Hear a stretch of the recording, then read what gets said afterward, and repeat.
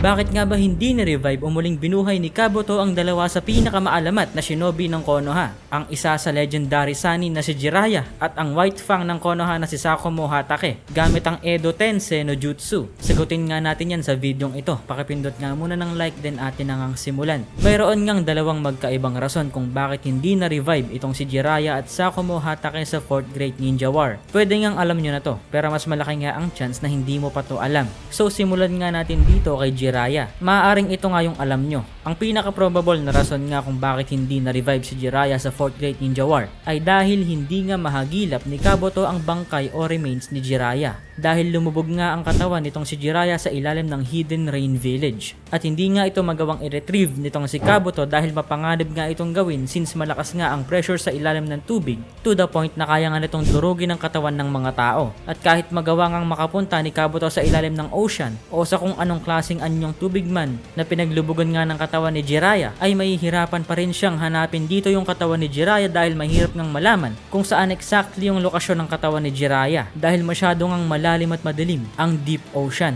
At pwede nga ring non-existent na rin yung katawan ni Jiraiya dahil pwede ngang kinain na siya ng mga isda at iba pang mga deep sea creatures. And maaari nga rin na bago pa man makagawa ng aksyon si Kabuto para hanapin si Jiraiya ay pwede ngang inunahan na siya ni Amado na maaaring agad ngang umaksyon para makuha ang katawan ni Jiraiya para sa purpose niya na cloning at magawa nga itong si Kashin Koji. Ngayon, bakit naman hindi na-revive itong si Sakumo Hatake, ang Konoha's White Fang at ama ni Kakashi noong 4th Great Ninja War? Isa nga lang itong theory guys, pero ito nga most probably yung nangyari. Malaki nga ang chance guys na maaaring paulit-ulit na ngang sinubukang i-revive nitong si Kabuto itong si Sakumo Hatake bago pa man maganap ang 4th Great Ninja War. Pwede nga guys na during Pain Arc pa lamang ito na yung isa sa mga pinagkakaabalahan ni Kabuto. At posibleng somewhere nga ay mayroong some type of DNA sample ni Sakumo Hatake na nakatago nga sa mga lab at hideouts ni Orochimaru. Hindi nga ito imposible dahil kilala naman natin si Orochimaru. At ito nga siguro yung ginamit ni Kabuto para ilang beses na subukang i-revive ang Konoha's White Fang. Ang kaso nga lang, ang nangyari nga dito ay puro failed at hindi nga nagiging successful yung reanimation jutsu o Edo Tensei pagdating dito kay Sakumo Hatake for some unknown reason. Na dahilan nga siguro kung bakit nagdesisyon itong si Kabuto na wag nang ituloy ang reanimation itong si Sakumo Hatake at kalimutan na lamang siya sa 4th Great Ninja War. Pero ano nga ba yung sinasabi kong rason kung bakit nagiging failed at hindi successful ang reanimation pagdating dito kay Sakumo? Ang rason nga ay dahil nung mga panahon nga na sinusubukang i-revive ni Kabuto ang White Fang of the Leaf ay hindi pa nga siya nakakatawid papunta sa afterlife. Kung ating ngang matatandaan, ang pagkamatay nga ni Sakumo Hatake ay dahil nga sa suicide o pagpapatiwakal.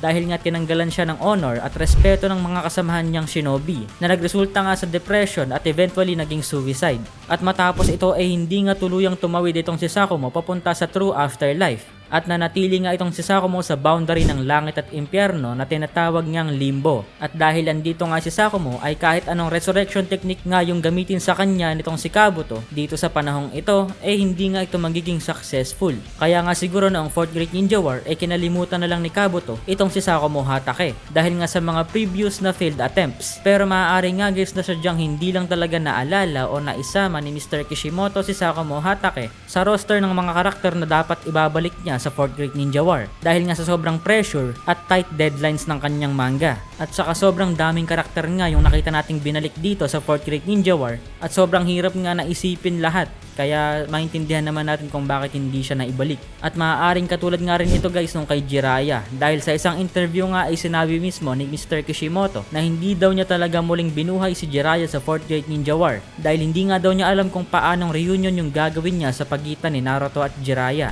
At mas maganda na nga lang daw na natapos na yung storya ng dalawa noong Pain Arc dahil tapos na rin naman na yung gampanin ni Jiraiya sa kwento. Just like Sakumo, natapos na rin yung mission na humingi ng patawad sa kanyang anak na si Kakashi. So sana nasagot ko yung tanong nyo. Kung nagustuhan nyo, paki-like. Peace.